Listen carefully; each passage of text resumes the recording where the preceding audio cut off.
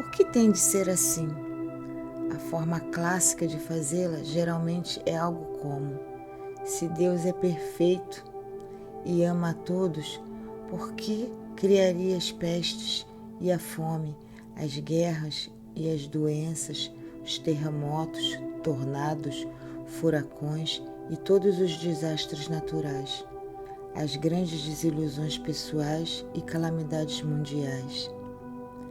A resposta para essa pergunta está no maior mistério do universo e no significado mais importante da vida. Eu não demonstro minha bondade criando apenas o que chamam de perfeição ao seu redor. Não demonstro meu amor sem permitir-lhes demonstrar o seu. Como já expliquei, não se pode demonstrar o amor enquanto não se demonstra o não amor. Uma coisa não pode existir sem o seu oposto, exceto na esfera do absoluto. Porém, essa esfera não foi suficiente para vocês ou para mim. Eu existia lá, na eternidade, que é de onde vocês também vieram. No absoluto, não existe experiência, há apenas o conhecimento. O conhecimento é um estado divino, mas a maior alegria está em ser. Só se consegue ser depois da experiência. A evolução é esta: conhecimento, experiência, ser. Essa é a Santíssima Trindade, que é Deus. Deus Pai é conhecimento, o Pai de todo o saber, o Criador de todas as experiências, porque não se pode experimentar aquilo que não se conhece. Deus Filho é a experiência, a encarnação de tudo que o Pai sabe sobre Ele mesmo, porque não se pode ser o que não se experimentou.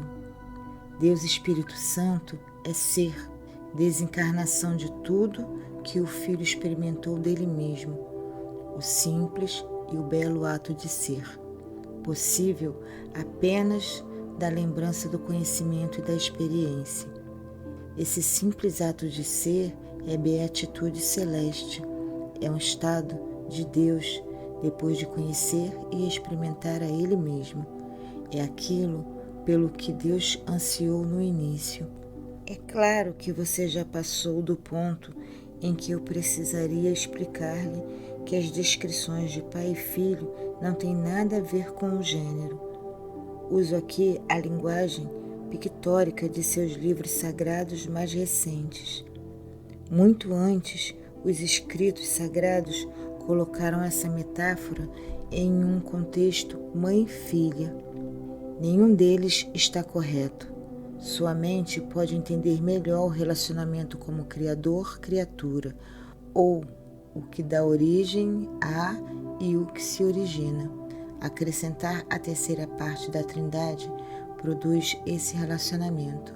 O que dá origem a, o que se origina, o que é. Essa realidade trina é a assinatura de Deus, o modelo divino. Os três em um é encontrado em toda parte nas esferas do sublime. Vocês não podem escapar disso ao lidarem com questões relativas a tempo e espaço, Deus e consciência, ou qualquer um dos relacionamentos superiores. Por outro lado, não encontrarão a verdade trina em nenhum dos relacionamentos inferiores da vida. A verdade trina é reconhecida nos relacionamentos superiores da vida por todos que os têm. Alguns de seus religiosos descreveram a verdade trina como Pai, Filho e Espírito Santo. Alguns de seus psiquiatras usam os termos superconsciente, consciente e subconsciente. Alguns de seus espiritualistas dizem energia, matéria e o espaço celeste. Alguns de seus filósofos dizem que uma coisa só é verdadeira quando o é em pensamentos, palavras e atos. Quando discutem o tempo, vocês falam apenas de 3 tempos: passado, presente e futuro. De igual modo, há 3 momentos em sua percepção: antes, agora e depois. Em termos de relacionamentos espaciais, considerando os pontos do universo ou vários pontos em seu próprio espaço, vocês reconhecem aqui, lá, o espaço no meio. Em termos de relacionamentos inferiores, vocês não conhecem o espaço no meio.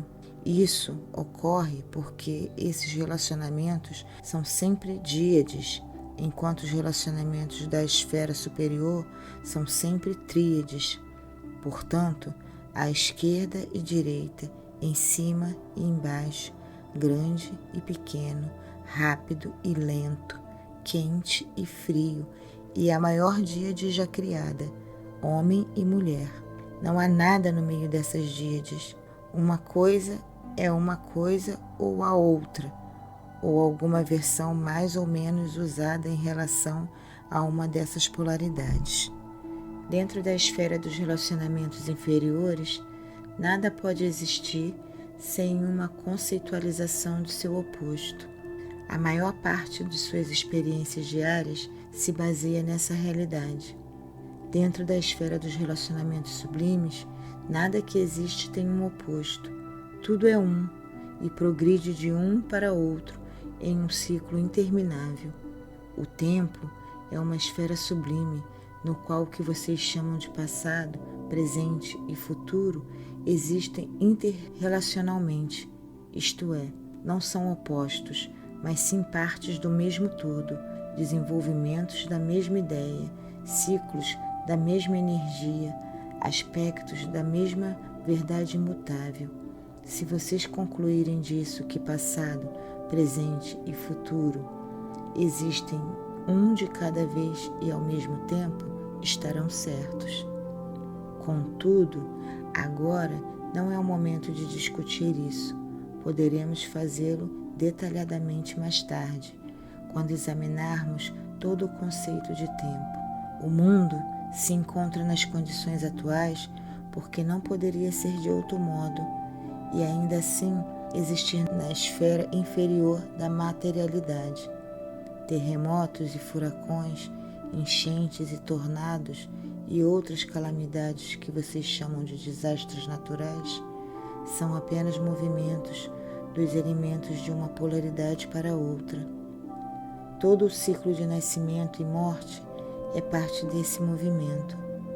Esses são os ritmos da vida, e tudo na esfera inferior está sujeito a eles, porque a vida em si é um ritmo, é uma onda, uma vibração, uma palpitação no próprio coração do tudo que é. A doença e o mal-estar são os opostos da saúde e do bem-estar, e se manifestam em sua realidade obedecendo às suas ordens. Vocês não podem adoecer sem provocar a doença em algum nível, e podem ficar sadios de novo em um instante, simplesmente decidindo por isso. As grandes desilusões pessoais são reações escolhidas, e as calamidades mundiais são o resultado da consciência mundial.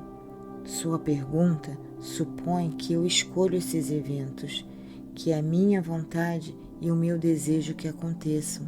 Contudo, eu não desejo que esses desastres naturais aconteçam.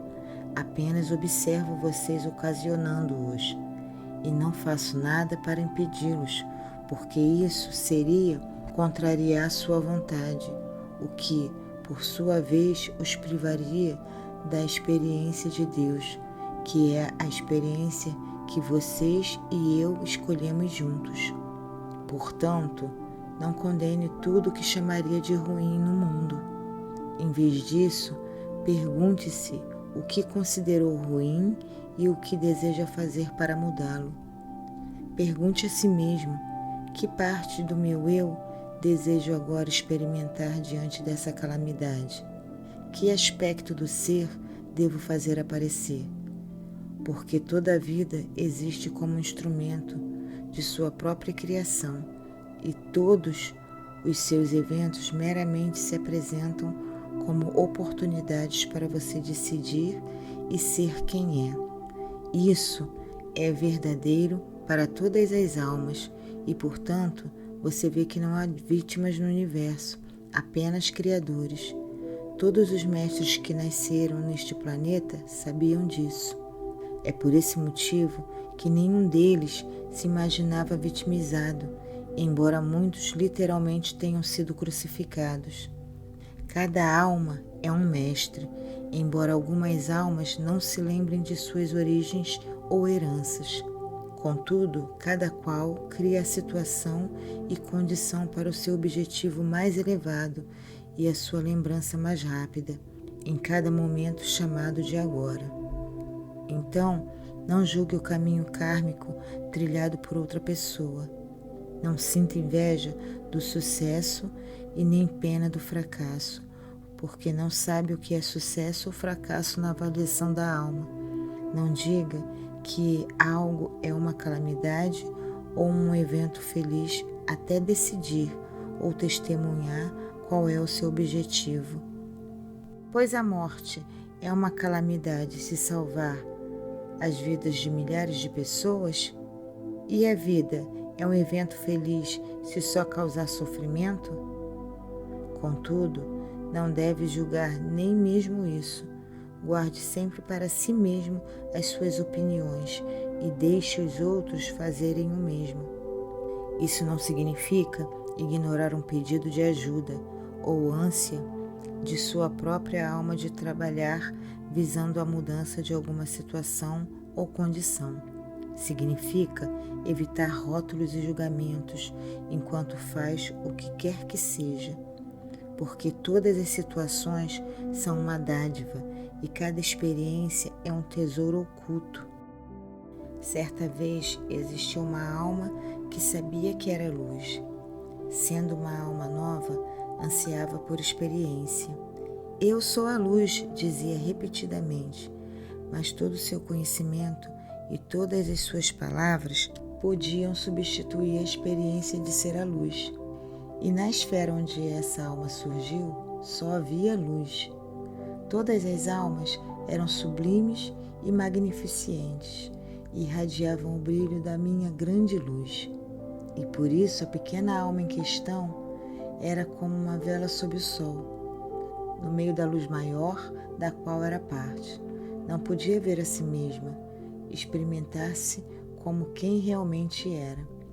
Acontece que aquela alma desejava muito conhecer a si mesma.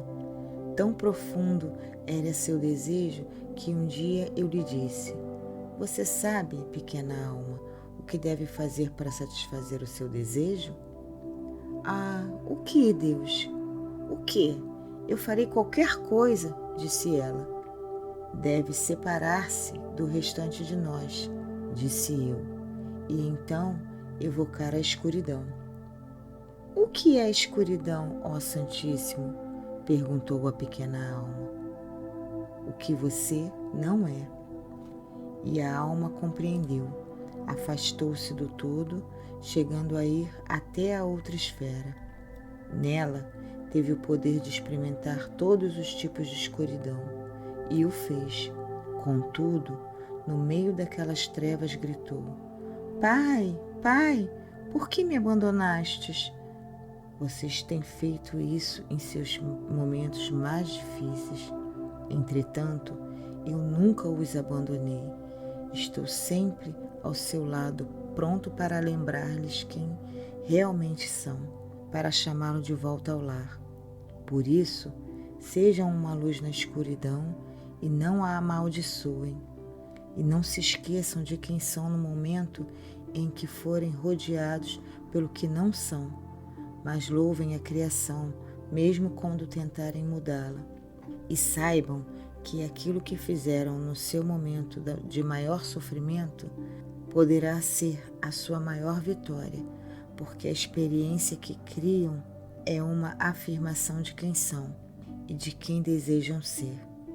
Eu lhe contei essa história, a parábola da pequena alma e do sol, para que você pudesse compreender melhor por que o mundo se encontra na situação atual e como ele poderá mudar no momento em que todos se lembrarem da verdade divina de sua realidade mais transcendente. Há aqueles que dizem que a vida é uma escola e que as coisas que o ser humano observa e experimenta em sua vida visam o seu aprendizado. Eu já disse isso antes e vou repetir. Vocês vieram a este mundo sem nada a aprender, só têm de demonstrar o que já sabem. Ao demonstrá-lo, vocês se recriam através de suas experiências. Dessa forma, justificam a vida, dão-lhe um objetivo e tornam-na sagrada. O Senhor está dizendo que todos os eventos ruins que nos acontecem foram escolhidos por nós? Quer dizer que até mesmo as calamidades e os desastres mundiais são, em algum nível, criados por nós para que possamos experimentar o oposto de quem somos? E se for assim, não há um modo menos doloroso para nós mesmos e para os outros de criar oportunidades de nos experimentarmos? Você fez várias perguntas e todas são boas. Vamos responder uma de cada vez. Não, nem todas as coisas que lhes acontecem e que chamam de ruins são escolha de vocês. Não no sentido consciente, que é aquele ao qual você se refere. Todas elas são criações suas. Vocês estão sempre envolvidas no processo de criar, em todos os momentos, todos os minutos, todos os dias. Como podem criar, veremos mais tarde. Por enquanto, aceite apenas a minha palavra. Vocês são uma grande máquina criadora e produzem uma nova manifestação tão veloz quanto o pensamento. Ocorrências, condições, situações, tudo isso é criado pela consciência. A consciência individual é muito poderosa. Podem imaginar o tipo de energia criativa que é liberada quando 2 ou mais pessoas se reúnem em meu nome? E a consciência das massas? É tão poderosa que pode criar ocorrências e situações de importância e consequências mundiais. Não seria certo dizer, não no modo que você se refere, que vocês escolhem essas consequências. Não as escolhem mais do que eu as escolho. Como eu, vocês as observam e decidem quem são com referências a elas. Contudo, não há vítimas e nem algozes no mundo, e você tampouco é uma vítima das escolhas dos outros. Em algum nível, todos vocês criaram o que dizem que detestam e, portanto, o escolheram. Esse é um nível avançado de pensamento que todos os mestres atingem mais cedo ou mais tarde, porque é apenas quando eles aceitam a responsabilidade por tudo é que podem ter o poder de mudar parte disso. Enquanto você nutrir a ideia de que há algo ou alguém fazendo isso com você, não terá o poder de fazer nada a respeito. Somente quando disser, eu fiz isso, poderá ter o poder de mudá-lo. É muito mais fácil você mudar o que está fazendo do que mudar o que os outros estão fazendo. O primeiro passo para mudar qualquer coisa é saber e aceitar que você escolheu que ela fosse o que é. Se não puder aceitar isso em um nível pessoal, admita-o através de sua compreensão de que nós somos todos um. Tente então criar mudança, não porque algo está errado, mas porque não é mais uma afirmação exata de quem você é. Há apenas um motivo para fazer alguma coisa, uma afirmação para o universo de quem você é. Usada desse modo, a vida passa a criar o eu. Você a usa para criar o seu eu como quem você é e quem sempre desejou ser. Também há apenas um motivo para desfazer alguma coisa, ela não ser mais uma afirmação de quem você deseja ser, não o refletir, não o representar. Se você quiser ser corretamente representado, deve tentar mudar tudo em sua vida que não se encaixe na imagem de quem deseja projetar na eternidade. No sentido mais amplo, todos os eventos ruins que acontecem são da sua escolha. O erro não é escolhê-los, mas chamá-los de ruins. porque ao fazer isso, você chama o seu eu de ruim, já que os criou. Esse rótulo você não pode aceitar. Portanto, em vez de rotular seu eu como ruim, nega as suas próprias criações. É essa desonestidade intelectual e espiritual que o deixa aceitar um mundo em tais condições. Se você tivesse de aceitar, ou pelo menos tivesse uma forte sensação interior de responsabilidade pessoal pelo mundo, este seria um lugar muito diferente. Sem dúvida seria se todos se sentissem responsáveis. Por ser tão óbvio, é que esse fato se torna tão doloroso e irônico. As calamidades e os desastres naturais do mundo, seus tornados e furacões, vulcões e enchentes, desordens físicas, não são especificamente criações suas. O que você cria é o grau em que esses eventos afetam a sua vida. Há eventos no universo que nenhum voo na imaginação poderia afirmar que você provocou ou criou. Esses eventos foram criados pela consciência combinada do homem. Todo mundo criando junto produz essas experiências. O que cada um de vocês faz individualmente é passar por elas, decidindo o que significam para vocês, se é que tem algum significado, e quem e o que vocês são em relação a elas. Portanto, vocês criam coletiva e individualmente a vida e os tempos que estão experimentando, e o objetivo é a evolução da alma. Você perguntou se há um modo menos doloroso de passar por esse processo, e a resposta é sim. Contudo, nada em sua experiência exterior terá mudado. O modo de diminuir o sofrimento que você associa às experiências e ocorrências terrenas, tanto as suas como das outras pessoas, é mudar o modo de vê-las. Você não pode mudar o evento exterior, porque foi criado por todos vocês e não é suficiente maduro em sua consciência para alterar individualmente o que foi criado coletivamente. Por isso, deve mudar a experiência interior. Esse é o caminho para completar o controle na vida. Nada é em si doloroso. O sofrimento resulta do pensamento errôneo. É um erro no modo de pensar. Um mestre pode acabar com a dor mais intensa. Desse modo, o mestre cura. O sofrimento resulta de um julgamento que você fez sobre uma coisa. Elimine o julgamento e o sofrimento desaparecerá. O julgamento frequentemente se baseia na experiência anterior. Sua ideia sobre uma situação se origina de uma ideia anterior sobre ela. O Senhor está dizendo que eu não deveria me sentir mal em relação às crianças que morrem de fome na África, a violência e injustiça na América, as enchentes que matam centenas de pessoas no Brasil? Não há deveria ou não deveria no mundo de Deus. Faça o que quiser, o que reflete e o que representa como uma versão mais grandiosa do seu eu. Se quiser se sentir mal, sinta-se. Mas não julgue ou condene. Você não sabe por que e com que objetivo um evento ocorre. E lembre-se disso: o que você condena, o condenará, e o que você julga, um dia virá a julgá-lo.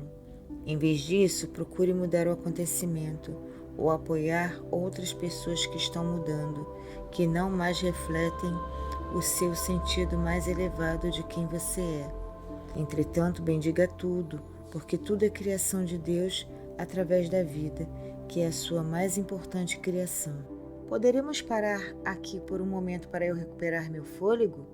Eu ouvi dizer que não há deveria ou não deveria no mundo de Deus? Como pode ser isso? Se não há em seu mundo, onde há? Realmente, onde? Eu repito a pergunta: onde mais há deveria e não deveria, se não em seu mundo? Em sua imaginação.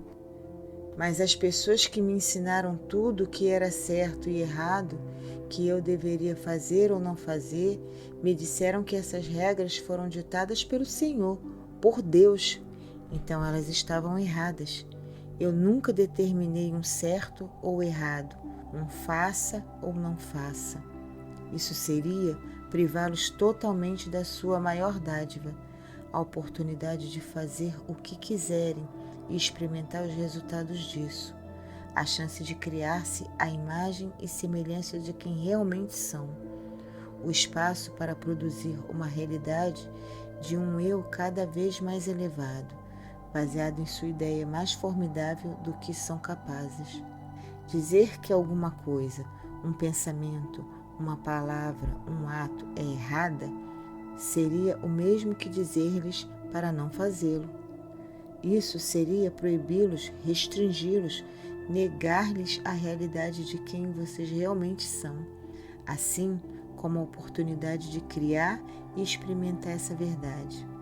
Há aqueles que dizem que eu lhes dei o livre-arbítrio, mas essas mesmas pessoas dizem que se não me obedecerem, eu os mandarei para o inferno. Que tipo de livre-arbítrio é esse? Isso não é duvidar de Deus e de qualquer tipo de relacionamento verdadeiro entre nós? Bem, agora estamos entrando em uma outra área que eu queria discutir, que é tudo o que diz respeito a céu e inferno. Pelo que estou entendendo, não existe inferno.